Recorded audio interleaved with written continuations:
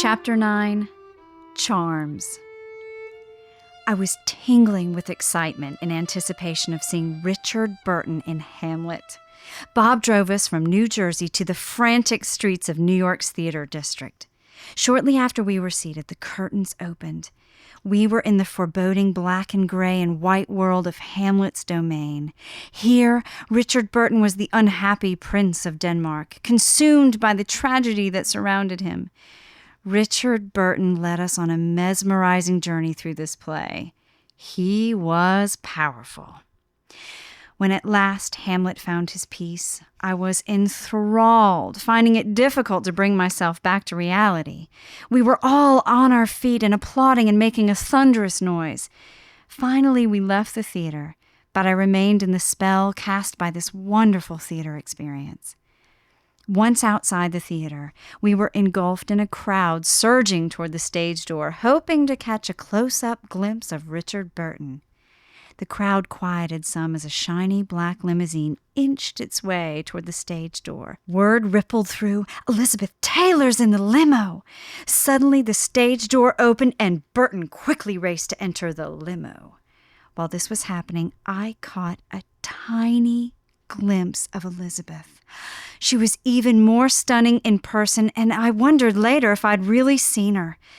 The limo began to move, and the crowd surged after it. In this frenzy of movement and celebrity, Bob, Nancy, and I found ourselves trotting alongside with the best of them and catching quick glimpses inside when the windows were clear. The limo increased its speed, and all of us kept up somehow. Then it began to enter Times Square with its own kind of frenzy, and all of us fell away as the car increased its speed, leaving us behind. The three of us looked at each other in astonishment and almost in unison exclaimed, "What are we doing?" My heart was beating so fast, but I didn't know if it was from the run or the excitement. Uncle Ralph and I, clutching his hand, sat high in the tent arena, waiting to see the Wild West show. Percussions clashed, drums rolled, Buffalo Bill Cody on his white horse galloped around the arena. The wind, as he raced by, pulled his shoulder-length white hair to the back of his head. My first celebrity at age 4, and I did not know he was famous, only exciting and frightening. When next I saw a well-known person, it was 1915, when I thrilled to the band of John Philip Sousa. For his appearance in Oakland, California, all the 6th, 7th, and 8th grade pupils had been taught to perform a simple choreography. The children, all massed in formation on the huge auditorium floor, wore red, white, or blue simple drapes over their shoulders. The stars in the flag had blue drapes on their shoulders and wore on their heads a bonnet with a star on top. I wanted to be a star, but I wore blue and stood with the stars. The choreography of the children caused the flag to ripple and wave as the audience from the balconies looked down upon the action. All this was done to John Philip Sousa's band playing his composition, "The Stars and Stripes Forever." For me, the experience blended the flag, the movements of us children, the military music of the band, and Sousa directing, blurred. I had no idea I was seeing a world-famous musician and composer, but the memory of that exciting day is still fresh in my mind. As a music major at the university, I was allowed to usher at all of San Francisco's programs, the symphony, concerts, recitals, and grand opera. No way could I afford to attend all these fine programs. Simply, I had no money for such events. So as an usher, I saw and heard many world-famous musicians. Enthralled, I heard Paderewski, Poland's great pianist, Madame Schumann-Heink, the German contralto, who told us with tears streaming down her face that her 2 sons were in the army, one with the French forces, the other with the German. Anna Pavlova, still considered one of the world's prima ballerinas, doing the Dying Swan, her most famous dance. John Charles Thomas, the great baritone. Orly and Adelaide C., asked me to go with them to hear 7-year-old Yehudi Menuhin in his first recital, giving an exciting performance that would have been a credit to an adult professional violinist. At the end of the scheduled program, the audience streamed from their seats, clapping, and massed around the stage demanding an encore. Yehudi graciously played a Fritz Kreisler number. The audience wanted more and was given another violin delight. But not satisfied, the audience called out, "Encore! Encore!"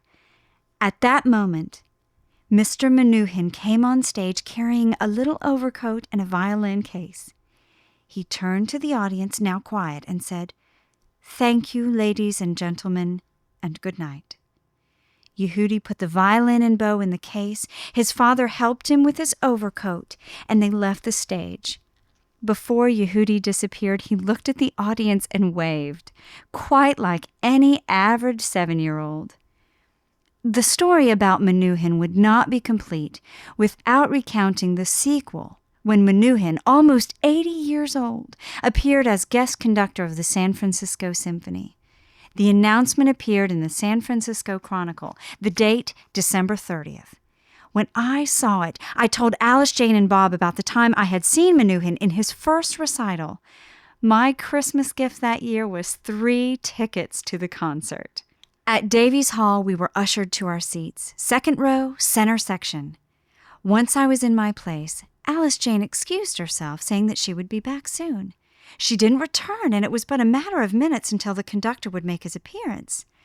Seconds before Menuhin came to the podium, Alice Jane slipped into her seat. Not until after the program on our way home did I learn what Alice Jane had been trying unsuccessfully to do. She had written a letter to Menuhin telling him that her 93-year-old mother had heard him in his first recital. She hoped that we could meet. However, you know, the best laid plans of mice and men gang aft agley. None of the ushers knew how to reach Menuhin. At the last minute, one lady said that she would get the letter to Menuhin after the concert. This she did, and 2 days later I received a letter from Yehudi Menuhin addressed to my daughter and me.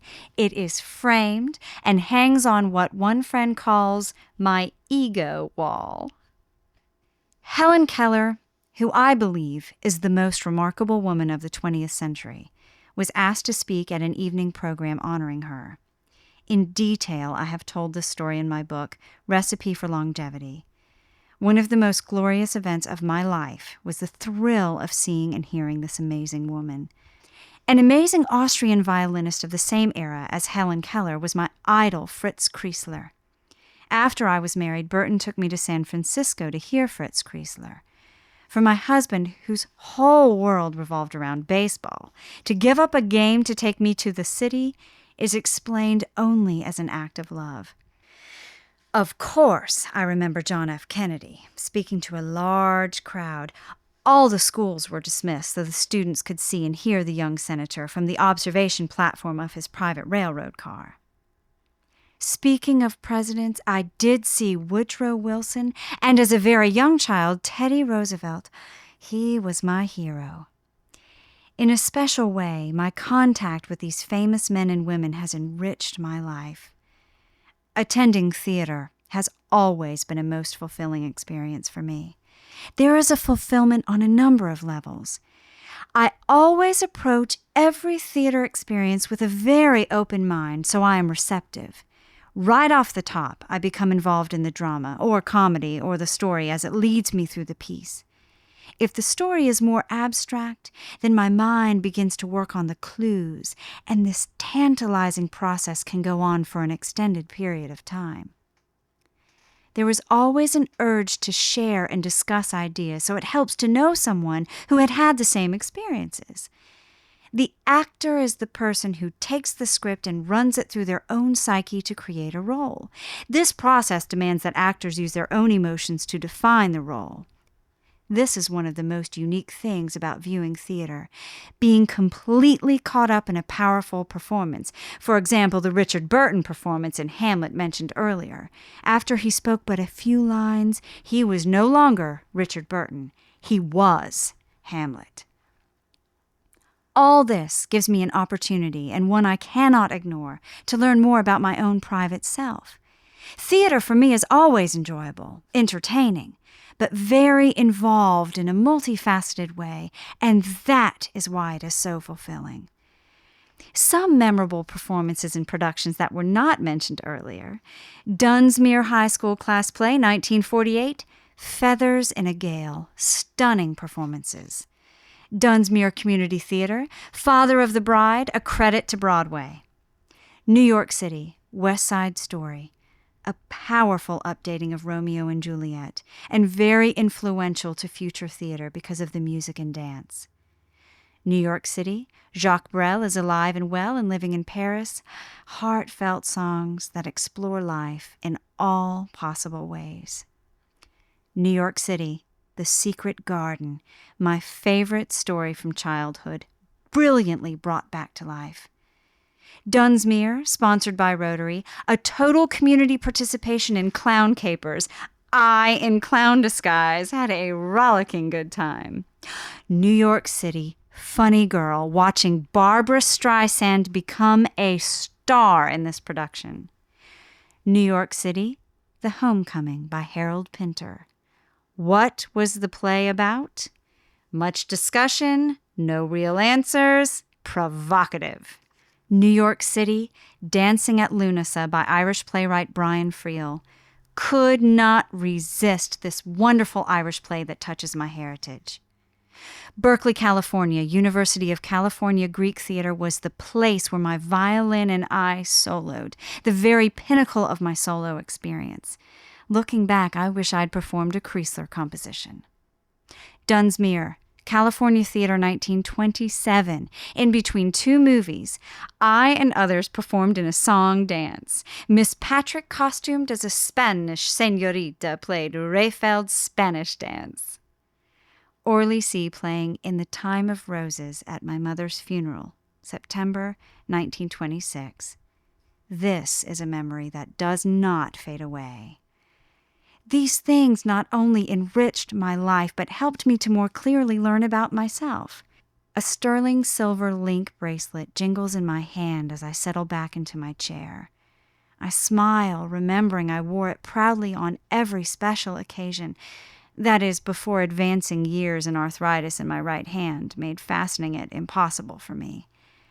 On every link of the bracelet dangles a bright, shiny silver charm, each one a unique gift from the cast of a play I had directed. Most of them were presented to me right after the second curtain call, jingle, jingle, jingle. Each charm in its own way evokes memories, some wistful, some joyously happy, a few sad, as on the day after the assassination of President John F. Kennedy. On every charm, and I finger them one by one, is inscribed the name of the play and the year. Nestling the bracelet in the palm of my hand, I press it against my heart. I hear music, applause, thrills, laughter. I feel tears, so much love. Where did all this begin, the charm of the theater world? All my life I have been acting. At the age of 4, I did a little song and dance shuffle, practiced before an imaginary audience in my own room. Through a long corridor, I floated into the living room, hoping to entertain my aunt, uncle, and cousins.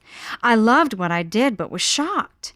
They laughed at me. In bitter tears, I ran from the room. Not for about 8 years did I even think about acting, except in my vivid imagination and dreams.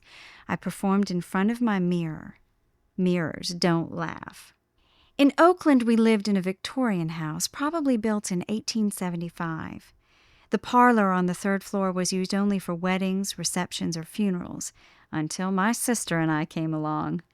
The next room was the dining area, from which access to the parlor was through pocket doors.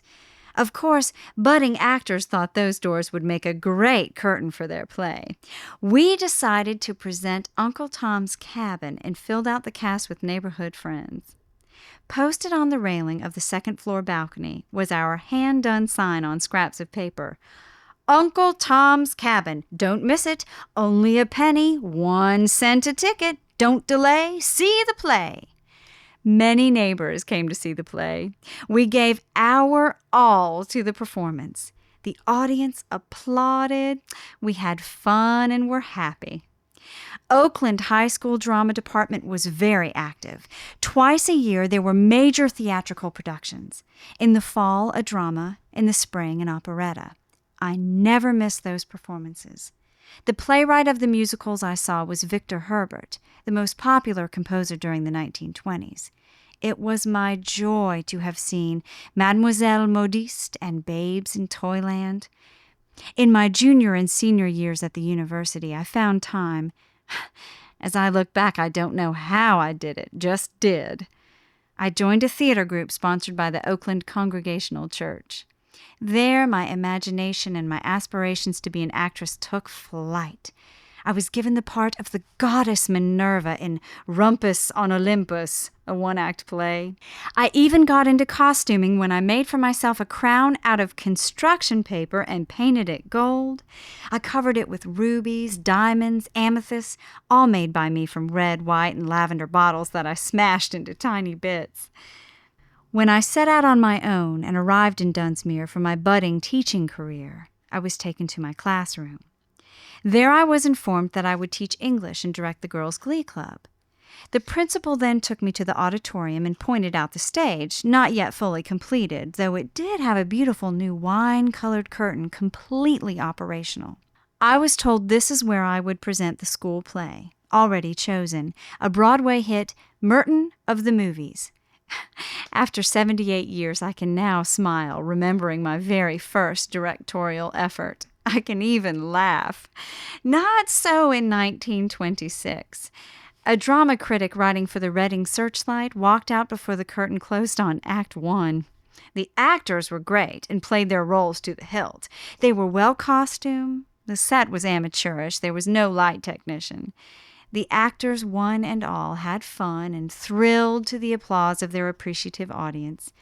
After a little party for everyone, I went home and shed bitter tears. Managing my home and having time with my children plus play practice was almost a 24-hour-a-day commitment. In the 12 years between my return and my retirement in 1966, I presented 20 full-length dramas. Among them was Around the World in 80 Days, 1959, The Curious Savage, 1960, The Mouse That Roared, 1966, The Plaster Bandit, 1963, written by Michael Harris, a Dunsmuir High School graduate. Merton was a learning experience, and I went on to direct 2 operettas, both beautifully done from all theatrical aspects. During those first years, 1926 to 1929, I presented 2 operettas. Music and conducting I did know well. The casts and staffs of both productions and I were proud of Pickles and Mademoiselle Taps. 78 years have raced by, but I remember every song, well, almost, and all the stage business. Climaxing my first 3 years as an educator was the production of the class of 1929 play The Poor Nut on the stage of the New California Theater. During those years I was not teaching. I organized Dunsmuir's Little Theater. It was not difficult, for I was well known for the violin solos I gave on special days. My husband was Siskiyou County's Babe Ruth, and there were many former students of mine for whom acting had become important. We did vaudeville skits and one-act plays. World War II put an end to the Little Theater. In late August 1942, I was again a teacher at Dunsmuir High School, where my assignments were English, music, and drama. A pattern established many years before prevailed, and so in the fall, the school play, in the spring, the senior play. All performances were top-notch, for I insisted on professionalism. All the actors and stage crew knew my philosophy in theater. All those on stage and backstage felt they were not alone, and they knew that just one person could ruin a fine performance. Of all the plays performed in high school or the community, and there were many, one play stands out above all the others. Feathers in a Gale, staged at the California Theater, March 1948, a Sunday. Every single member of that cast was a star. Feathers was a demanding experience. Drama in any form has been a part of my life, with me all the way. Even at 100+, I thrill, I feel each charm. They grew one by one, year by year, memorializing one beautiful play after another. Swoosh. Sounds like the closing of a stage curtain, but it is still the shuttle moving across the loom, adding more variety through bits and pieces of drama to the weaving. Swoosh, back and forth as the shuttle choreographs the fabric.